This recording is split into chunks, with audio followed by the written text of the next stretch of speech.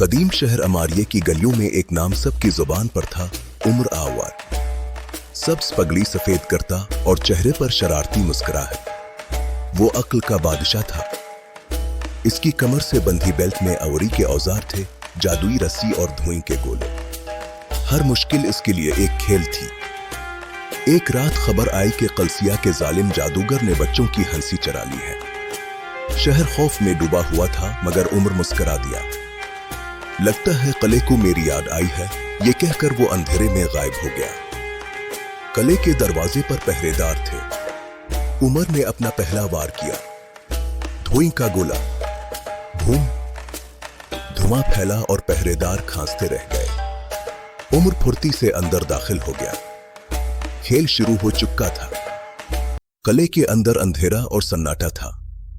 दीवारों पर अजीब व गरीब साए नाच रहे थे।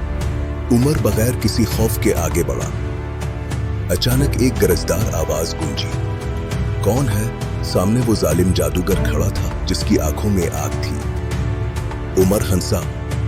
मैं तुम्हारा अंजाम हूं। जादूगर ने जादुई छड़ी उठाई, लेकिन उमर उससे तेज था।